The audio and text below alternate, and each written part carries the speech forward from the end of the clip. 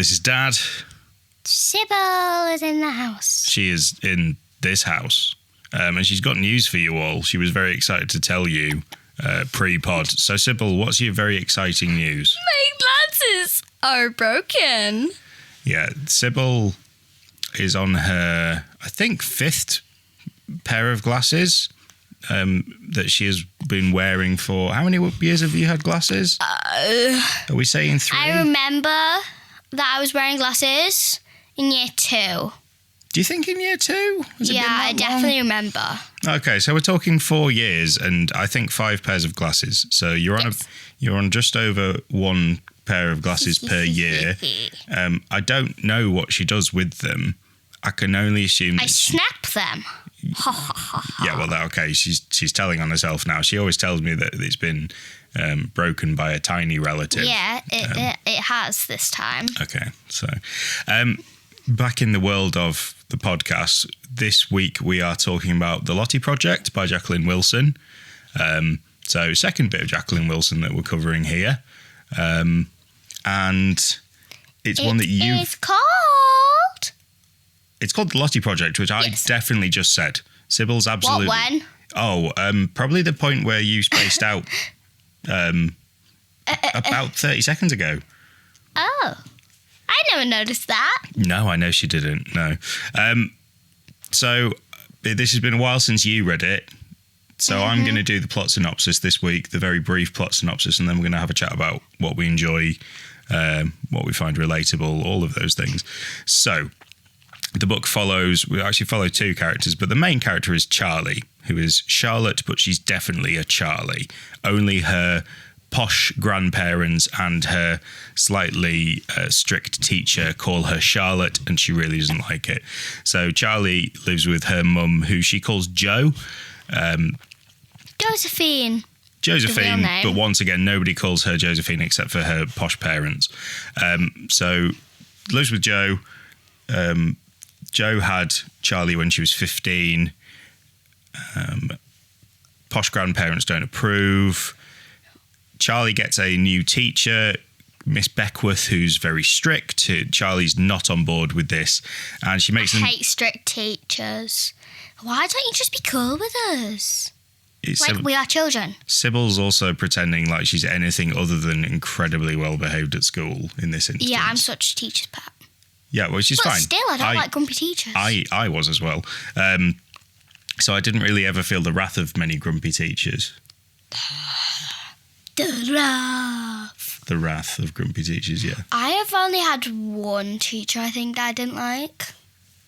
That's fair. It's always going to happen.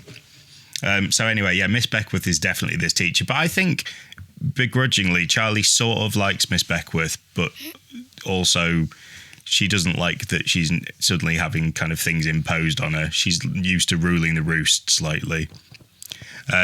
So Miss Beckworth sets them a project about the Victorians, which Charlie is initially not on board with, but she ends up picking up a book about servants. My 2 favourite history subjects are World War II and Victorian era. And we've just done some Victorian things at school. Yeah, I mean, in all fairness, I'm with Charlie on this. I did find the Victorians quite boring. It's not boring. I mean, okay, I found it boring. It's really not. It was, yeah. Well, especially the way that we learn Victorian history in the UK is all about focusing on the domestic side of things. So things that were happening in Britain at the time and not thinking about world events, which... were more interesting. Like you could focus on the kind of unrest across the empire during the Victorian era. Yeah, I mean, we've talked about I think for some reason I like learning about the labour more. Just find it interesting to learn about. Yeah, in terms of stuff. Learning about the Industrial Revolution, but that's actually pre-Victorian. So you could learn about the Industrial Revolution without learning about the Victorians. No, I mean like child labour, like proper child labour in the Victorian era. Oh, I mean, once again, but you could focus on that in the Industrial Revolution. Then you get to talk about things like the Luddites, who were They were people that used to go up breaking down machines because they thought they were stealing the jobs from honest, hard-working humans. Like the sort of like spinning jennies and different types of machines like that.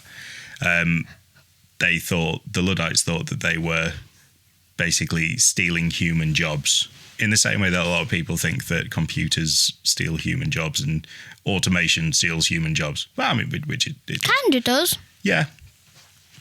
Anyway, 5 minutes and I've sort of not even finished the plot synopsis. Yeah. Anyway, back to the plot synopsis. So Charlie makes a diary of a fictional servant girl called Lottie, and then Like Charlotte.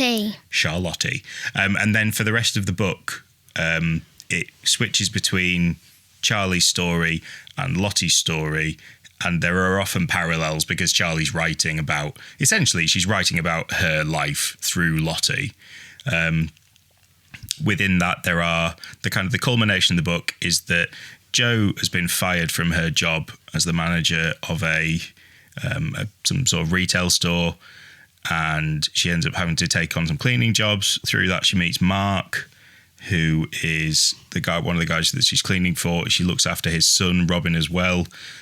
Mark's recently divorced. I think Robin's like so cool. He's so little. Yeah, in the Nick Sherritt illustrations, Robin is very cute, and he's sort of very tiny and timid and quite scared and like a very vulnerable child. Where Charlie and he likes birds, which I don't really like. But you don't like birds. Yeah, I think you have a real inherent mistrust of birds. They're so scary. Caw. So Charlie is not on board with the fact that Jo starts to like Mark. They end up going to a theme park together with the four of them. So Charlie and Robin and Jo and Mark.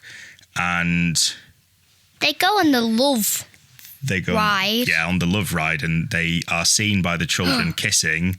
Because they don't realise. And then... I mean, that's like so embarrassing. Yeah, that's pretty cringe. But you guys do think that kissing is embarrassing at your age. It is. Yeah, fair enough.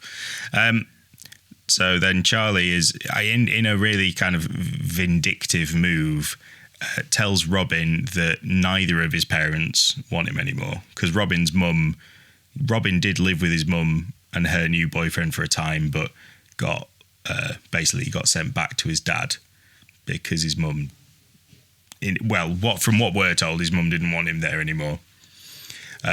So Charlie tells him that, oh, well, now your dad doesn't want you anymore because he's met somebody new, which is obviously a horrible thing to say. Charlie's kind of in this sort of rage state. She says that, and Robin runs away. He is eventually found in a train station near the theme park, hiding behind some boxes. He was trying to get back to his mum. Yeah. It's quite late at night when he's found. Charlie confesses to what she told him, and the rest of them are obviously really upset with her. Why aren't they more annoyed with her and angry? I think they are quite angry, but I think in that moment they're more concerned about Robin, who actually ends up catching pneumonia. So fairly serious. But there is a resolution in the sense that they then spend more time together. I think Charlie comes to terms with the fact that her mum has met somebody and that actually that's a positive thing. And they then go and have a lovely trip on the south coast. I don't remember that bit. Yeah, that's how it ends. So in terms of, can you tell me what your kind of favourite bits about this particular Jacqueline Wilson book are? I quite like the bullying of, you know that they show off. Oh, like that guy. Jamie. Yeah. I hate Jamie. I'm so happy when Jamie gets what he deserves. He's a bit of a geeky swat, but there's nothing inherently wrong with that, but he's quite arrogant with it. Yeah. Yeah, that's quite annoying. Anything else to kind of give a mention to?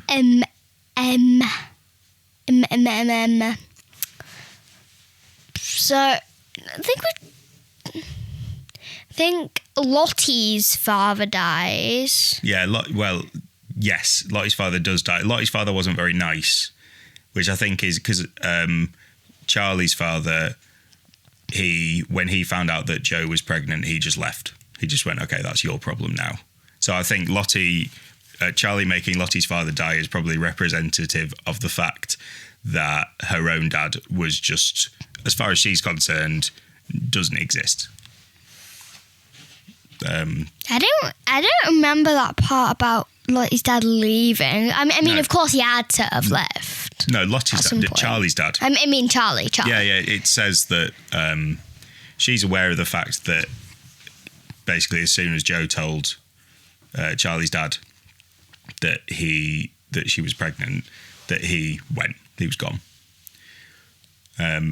So I guess that's why Charlie's so reluctant to accept Mark, because up to this point she's never had a dad. So then to kind of accept somebody coming into that father role is probably a bit weird, which I think we can both chime with. Yeah. Like it can be quite strange with the idea of like a stepdad or a stepmum coming into the picture. I mean, I was 5 then. I really didn't care. No, I was a bit older when I sort of had to deal with. I say deal with, like it was a massive impasse. Like new parents. I mean, my parents split up when I was like. You were 2, 3. You were 3. So that was after the thing. Yeah. Okay.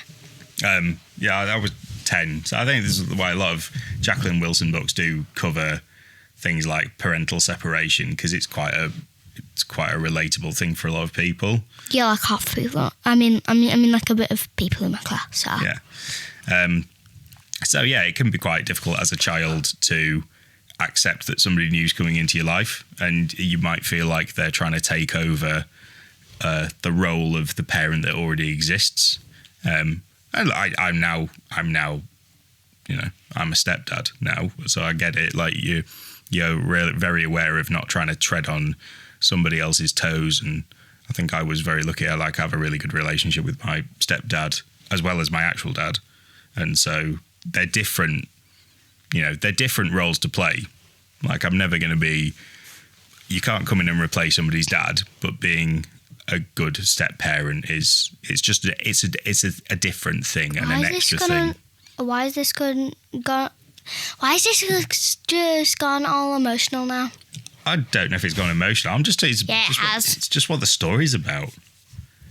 You should. I only caught up with a bit of that. Fair enough. I mean, I guess I'm reading it from. I remember reading this when I was a kid, and I guess I probably didn't pick up on the same sort of subtext that I'm do as I'm reading it as an adult. So yeah, go and read the things you read as a preteen and marvel at the insight. You'll read between the lines. Yeah, you definitely do. I think same as when we recently covered Girl in Real Life. Yeah, I've read that book around 4 times now.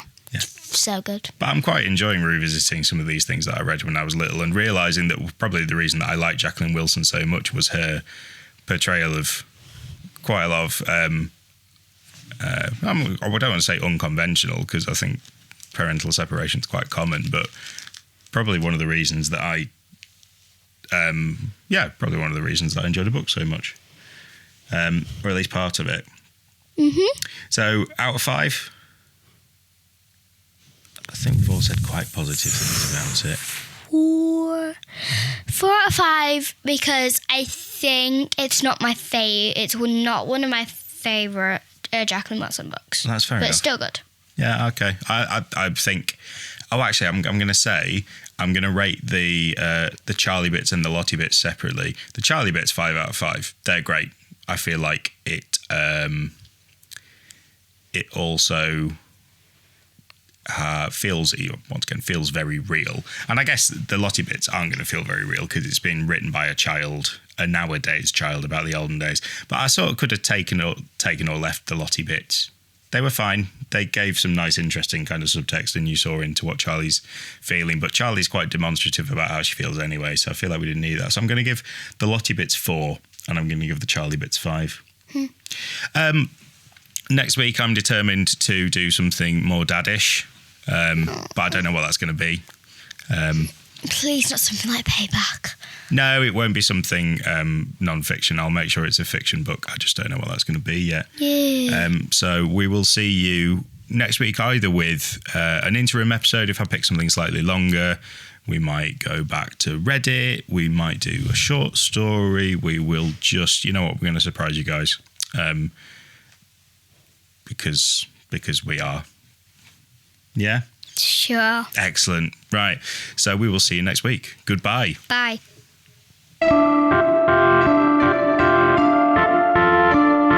Literature.